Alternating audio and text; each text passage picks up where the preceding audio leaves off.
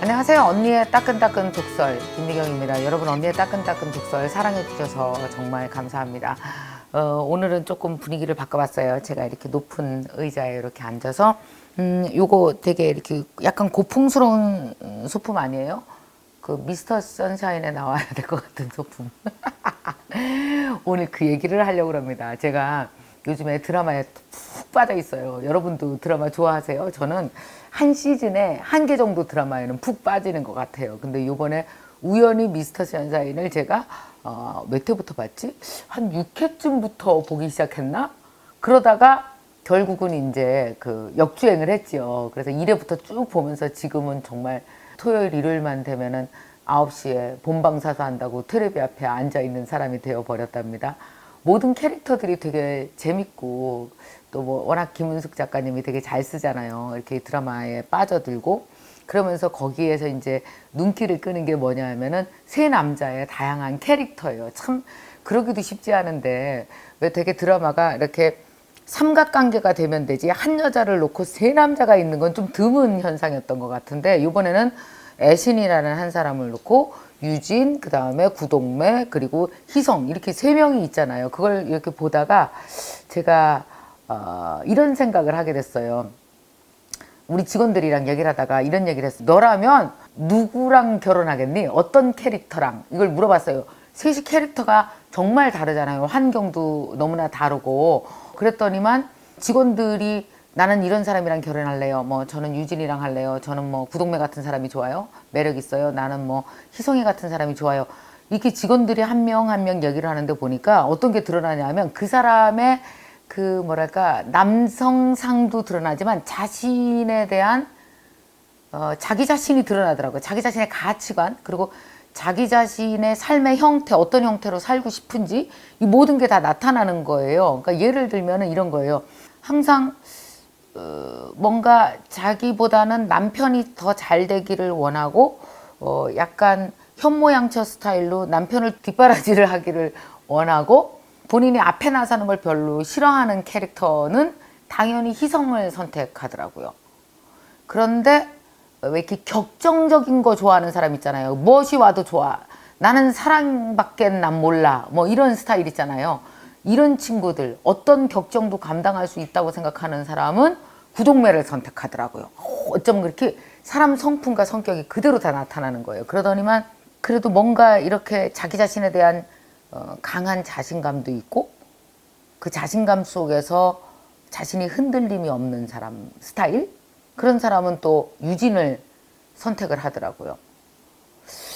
그래서 이제 저도 얘기했죠. 그럼 나라면 누구를 선택할까? 봤더니 저는요. 그러니까 뭐냐 하면 철학이 있고 의미가 있고 왜 돈을 벌긴 벌었는데 부모한테 받은 돈 왜 근거 없는 돈 있잖아요. 그러니까 만약에 나한테 돈이 100만 원이 있다 그러면 10원 한 장 한 장 어떻게 100만 원이 됐는지 그 히스토리를 다 알고 있는 남자가 좋지. 그냥 엄마가 줬는데요? 이런 돈은 내가 못 써요. 왜냐하면 나는 근거 없는 돈은 쓰기 싫거든요. 그리고 근거 없는 돈을 쓰는 남자 꼴도 보기가 싫어요. 저는 원래 성품이. 그러니까 나는 10원 한 장 한 장 지가 벌은 자수성가형을 좋아하더라고. 내가 보니까 유진이가 자수성가형이잖아. 그러니까 어렸을 때부터 부모 떠나서 미국에서 혼자서 막 자수성가를 한 스타일 있잖아요. 나는 그런 자수성가형을 되게 좋아하더라고요. 그래서 거침없이 저는 그 유진을 선택을 했어요. 물론 고생은 하겠죠. 고생은 하겠지만 나는 그런 남자가 좋다라고 얘기를 했어요. 그랬더니만 제가 이제 이걸 진짜 웃겨요. 읽어줄게요. 제가 오늘 아침에 인스타에 올린 거예요. 여러분 같으면 어떤 사람이랑 결혼하겠습니까? 라고 물어봤더니 정말 나 이렇게 재밌는 댓글 처음 읽어봤잖아. 재밌어요. 어떤 분은 이렇게 썼어요. 이분이 대박이에요. 저는 희성이랑 결혼하고요. 바람은 구동매랑 피다가 들켜서 미국으로 가서 유진이랑 할래요. 저 총 맞겠죠? 예, 총 맞을 것 같아요. 자, 어떤 분은 이런 얘기를 했어요. 셋 다 연애만 하겠다 하는 분도 있었고, 이런 분이 있어요. 결혼은 무조건 유진초이랑 하겠다. 그리고 결혼하기 전에 희성과 연애는 잠깐 해보겠다. 욕심 많은 여자들 되게 많은 것 같아요. 또 어떤 분은 저는 유진을 선택할 것 같다. 그러나 동매에게 끌리는 마음은 어찌해야 될지 잘 모르겠다. 아, 이런 사람 위험해. 이거 위험해. 이분은 이런 얘기 하셨어요. 저는 희성이랑 결혼을 한대요.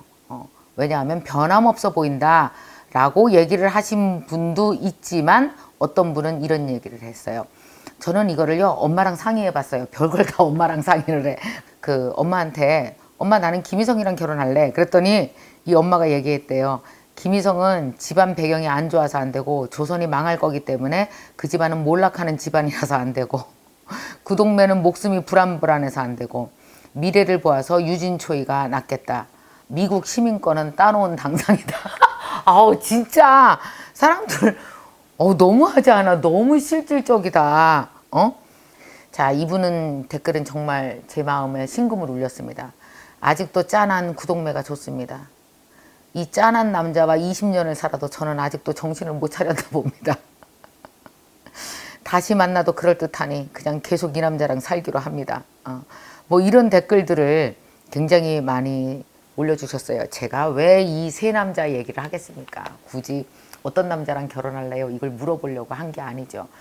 참 생각해 보면은요, 우리가 남자를 택하는 기준이 뭔지 아세요? 우리 흔히 이런 얘기 하잖아요. 아우, 쟤는 되게 똑똑한데 왜 저런 남자랑 결혼을 했나 몰라. 아우, 쟤 완전 헛똑똑이야. 헛똑똑이야. 이런 얘기 진짜 많이 듣죠. 또 이런 거 있어요. 어머, 쟤는 애는 시원찮은데 어떻게 그렇게 괜찮은 남자랑 결혼했니? 우리 되게 웃기잖아요. 고등학교 졸업하고 나서 나중에 친구들을 만나보면요. 한, 40대, 50대 돼서 만나보면은 그 남자를 택한 기준이 사실은 그 아이의 가치관이고 그 아이의 살아가는 형태라는 거 느낀 적 없으세요? 동창회 나가서 쟤 되게 똑똑한 줄 알았더니 엄청 이상한 남자랑 결혼했어. 이게 무슨 뜻인지 아세요? 그 아이는 남자를 택하는 기준이 원래 그거였던 거예요. 걔는 그런 남자한테 끌리는 거예요. 그러니까 여러분 알아두세요. 이 여자가 좋은 직업을 갖고 자기가 성공하는 것과 성공하는 남자와 결혼하는 것과 이거 완전히 딴 동네 얘기라고요. 이거는 성향이 완전 다른 거예요. 그러니까 내가 일을 풀어가는 성향과 내가 남자를 택하는 성향은 완전히 다른 거란 말이에요. 그래서 많은 사람들이 생각할 때 헛똑똑이라고 얘기를 하기도 하고 그러는데 여러분 그게 헛똑똑이가 아니에요. 내 인생에 맞게 그 배치대로 사실은 어쩌면 살아가고 있는지도 몰라요. 한번 이런 얘기 해볼까요? 되게 똑똑한 애예요. 근데 이상하게 남자를 만나기만 하면 어떤 남자를 좋아해? 응? 어떤 남자? 꼭 그냥 고생스럽지 않게 얘 집안도 좋아. 그리고 학교도 좋은데 나왔어. 그러면 집안도 좋고 이제 공부도 잘했고 돈도 좀 있고 안정적이고 한 희성이 같은 남자랑 이 여자가 하면 딱 우리가 볼 때는 이게 맞을 것 같잖아요. 되게 어울릴 것 같잖아요. 근데 어떤지 아세요? 얘는 희성이가 너무 싫은 거예요. 그런 남자한테는 죽어도 안 끌리는 거예요. 여러분 남녀관계가 별거 없습니다. 아무리 똑똑한 척 해봤자 결국은 뭐예요? 남녀관계는? 여러분 어떻게 생각해요? 우리 어른끼리 딱 까놓고 얘기합시다. 남녀관계의 본질이 뭐예요? 결국 육체관계예요. 뭐냐면 섹시해야 돼요. 내가 이 남자한테 한 여자로서 한 남성에게 끌리지 않으면 겉보기에 아무리 괜찮아 보여도 죽어도 못하는 거예요. 앉아있으면 토할 것 같은데? 앉아있으면 소름 끼치는데 이 남자가 나 막 이런 데라도 만지면 막 너무 싫은데 죽어도 안 되는 거예요. 못해요. 그래서 희성이랑. 근데 이 여자애가 누구한테 끌려? 환장해. 구동매 같은 남자한테 끌리는 거지. 그 남자를 보면 너무 좋아. 잠도 안 와. 막 밥도 못 먹어. 죽을 것 같아. 그리고 이 남자가 뭐 이렇게 한 번만 안아주면 막 찌릿찌릿하고 죽을 것 같아. 그럼 어떤지 아세요? 그런 남자랑 결혼한다? 그리고 뭐 후회할 건 하겠지. 이제 한 10년 살아보니까 좀 안정적인 남자랑 할 걸 그러잖아요. 근데 막상 그 남자랑 헤어지고 또 만약에 희성이 같은 남자랑 만나려고 하잖아요. 그럼 어떤지 아세요? 몸이 또 거부해요. 또 싫은 거예요. 자, 이건 무슨 뜻인지 아세요? 왜 이 여자가 구동매 같은 남자랑 이렇게 아슬아슬하고 위험하고 그러나 막 섹시함이 넘치잖아요. 왜 이런 남자랑 결혼했는지 아세요? 그 아슬아슬한 걸 감당하고도 남을 만한 에너지가 이 여자한테 있어서 이 여자는 이 남자한테 끌렸던 거예요. 우리는 이렇게 원초적 본능적으로 남자한테 끌려요. 그런데 너무 억울하지 않아요? 한편 아니 어떻게 1년 끌렸다는 이유로 60년 살아줘야 돼? 여러분 이게 저는요 결혼과 남녀관계의 본질이 그건 것 같아요. 2년간 끌렸다는 이유로 60년 살아주기. 그래서 뭐가 있어야 돼요? 10년, 20년 살아가면서 뭐가 있어야 돼요? 올바른 해석이 있어야 돼요. 나 왜 그런 남자랑 했는지 모르겠어요. 이렇게 얇게 생각하고 상황을 원망하거나 나를 원망하거나 하지 마시고요. 가만히 들여다보세요. 아, 나는 원래 이런 남자한테 끌리는 여자구나. 그래서 이런 남자랑 결혼을 했어. 그래서 나는 이 남자의 이런 면들을 되게 좋아해. 여러분요, 결혼이라는 건 뭐라고 생각하세요? 남자를 택한다는 건 장점을 택하기 위해서 그 남자의 단점도 동시에 다 내가 안을 수 있어야 한 남자와 살아갈 수 있는 것 같아요. 그러니까 구동매라는 남자의 그 아슬아슬하고 뭔가 엣지 있고 이 섹시함을 가지려면요, 그 남자의 그 아슬아슬한 걸 내가 견딜 수 있어야 되고, 그걸 내가 어때요? 그 아슬아슬한 만큼 이 남자가 비어있는 부분이 있겠죠. 비어있는 부분이 뭘까요? 따뜻함이 비어있을 수도 있고, 이 사람한테 뭔가 자꾸만 모험을 하기 때문에, 그리고 욱하고 지르기 때문에 그걸 뒷감당을 해야 되는 것도 있고, 사실 결혼은요, 내 보기에 선택과 뒷감당인 것 같아요. 그래서 내가 왜 이런 남자랑 결혼했나 생각할 때는요, 나 선택에 대해서 원망하지 마시고, 그래, 내가 좀 더 뒷감당을 잘해서 내 선택을 완벽하게 만들어야 되겠다. 결혼은 선택과 뒷감당이라 그랬죠. 내 선택에 책임지는 뒷감당을 함으로 인해서 무엇인가 해나갈 수 있겠죠. 그래서 한번 보세요. 되게 가난한 남자한테 끌려서 결혼하는 여자 많아요. 그거 왜 그런지 아세요? 가난한 남자한테 끌린 거예요. 그럼 어떻게 해야 돼요? 여러분이 버세요, 돈을. 그래서 뒷감당을 하고 살면 이게 앞뒤가 맞아요. 근데 둘 다 원망하죠? 뒷감당도 안 해? 앞에 것도 원망해? 그럼 뭐가 남아요?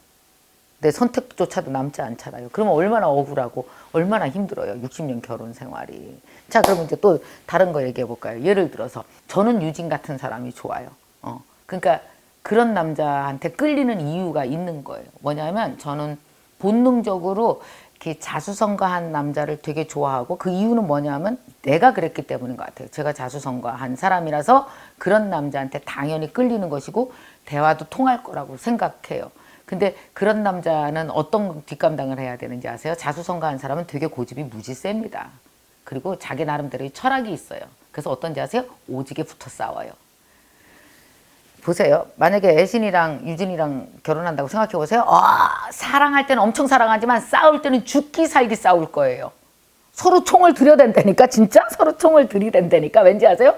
둘 다 어마어마한 철학으로 똘똘 뭉친 사람이거든요. 그래서 사실은 보면은 그걸 뒷감당을 할 수 있어야 이 두 사람은 살아낼 수가 또 있는 거예요. 이런 식으로 무엇인가 우리가 뒷감당을 해야 될 게 있어요. 예를 들면은 희성이랑 결혼한다고 생각해 보세요. 처음에 돈도 많아. 아우, 집안도 괜찮은 것 같아. 그리고 남자 되게 따뜻한 것 같아. 그래서 막상 결혼했어. 걔 계속 따뜻하다. 모든 여자에게. 여러분, 내 선택에 항상 뒷감당이 따른다니까요. 그러니까 이 생각을 하셔야 돼요. 한 사람이, 내가 좋아하는 한 사람의 모습이 그가 한 25년, 30년 살면서 그가 자기를 형성해 왔다는 건, 내가 좋아하는 면으로 형성이 만약에 됐다고 쳐봐요. 30년간 이 남자가의 형성된 그 모습이 내가 되게 끌린다는 건, 이걸 형성하기 위해서 무너진 어떤 부분이 있다는 거예요. 결혼한다는 건 무슨 뜻인지 아세요? 한 남자가 한 30살까지 성장을 했어요. 그래서 나와 결혼을 한다고 칩시다. 그러면 그 남자는 내가 좋아하는 어떤 그 모습, 우리가 좋아하는 그 모습들 있잖아요. 그 모습으로 줄기차게 누적되면서 형성을 한 거예요. 예를 들어서 유진 같은 사람을 봐봐요. 어렸을 때부터 부모를 잃고, 그러나 굉장히 바르고 건강하게 자기를 잘 형성해 왔어요. 자기를 잘 형성해 오는 동안 그 사람만의 고독과 외로움 같은 게 있었겠죠. 그럼 이 사람은 우리가 보는 모습은 되게 매력 있고 괜찮은 모습만 있는 게 아니라, 고집스럽게 자기를 형성해 오는 동안 그 사람에게 절대적으로 무너져 있고 부족한 부분이 있어요. 결혼할 때는 이것만 들고 오는 게 아니에요. 연애할 때는 이것만 갖고 만나요. 그래서 되게 매력이 있는데, 결혼할 때는 어떤지 아세요? 집안에 있던 모든 걸 죄 들고 와서 하는 걸 결혼이라 그래요. 나한테 보여줬던 10가지 뿐이 아니라 집에 있던 90가지를 다 들고 온다니까요. 그러니까 이 남자의 모든 아픔, 외로움, 혼자 사느냐고 어려웠던 거, 정신적으로 고통을 겪었던 거, 어쩌면 약간 우울한 거, 어쩌면 너무 고집스러운 거, 이 모든 걸 다 보게 되는 게 결혼이라니까요. 그러니까 결혼이라는 건 선택과 뒷감당이라고요. 희성도 보세요. 그 남자의 좋은 면만 보아요? 아니죠. 우리가 희성의 좋은 면을 선택하기 위해서 반드시 책임져야 되는 그 뒷감당이 있어요. 구동매 같은 사람 엄청 매력 있어요. 막 섹시하고 좋아 죽겠어요. 예. 근데 살면서 반드시 내가 채워져야 되는 무너진 부분이 있어요. 신기하죠? 결혼할 때는 채워야 될 게 별로 눈에 안 띄어요. 그 사람의 좋은 점만 눈에 띄어요. 근데 결혼을 하고 나서부터는 내가 채워야 될 것들이 눈에 띕니다. 그걸 우리가 약점이나 단점으로 보면 안 되겠죠. 왜냐? 우리도 그걸 갖고 있으니까요. 우리도 어떤 남자가 나의 이런 점에 끌렸다면 나의 무너진 부분이 있어요. 그쪽을 키우느냐고 이쪽이 제대로 성장을 안 한 부분이 있어요. 우리는 그걸 들고 가서 같이 결혼을 합니다. 그 남자가 여기에 대해서 실망하면 어떻겠어요? 얼마나 힘들겠어요, 우리가. 뭐예요? 그 남자가 이걸 같이 채워주고 같이 살아내야 되겠죠. 결혼 생활이 왜 60년일까요? 연애는 왜 이렇게 짧은 걸까요? 이유는 잠깐 끌리라고요. 결혼은 왜 이렇게 긴 걸까요? 뒷감당 오래 하라고요. 그래서 결혼 실력은 나는 뒷감당 실력인 것 같아요. 선택을 잘했냐 못했냐의 문제가 아니고 뒷감당 실력이 아닐까 하는 생각을 했거든요. 재밌었어요. 이번에 미스터 선샤인을 보면서 이 세 남자의 캐릭터를 보면서 이런 점도 깨달을 수 있었구나. 그래서 여러분 한번 이 생각하면서 내 남편이라는 사람에 대해서, 내 아내라는 사람에 대해서, 캐릭터에 대해서 생각해 보세요. 내가 처음에 뭐에 끌렸지? 내가 감당해야 될 이 남자의 단점, 이 남자의 약점, 내가 뒷감당할 거는 뭐였지? 내가 이 뒷감당을 잘하면서 살고 있나? 아니면 이 뒷감당 때문에 내가 너무 슬퍼하고 우울해하면서 내 선택조차 잘못됐다고 생각하면서 속상하게 살고 있나? 이걸 한번 여러분 꼭 생각해 보시는 시간을 가졌으면 좋겠어요. 예, 뒷감당 꼭 생각해 보시기 바랍니다.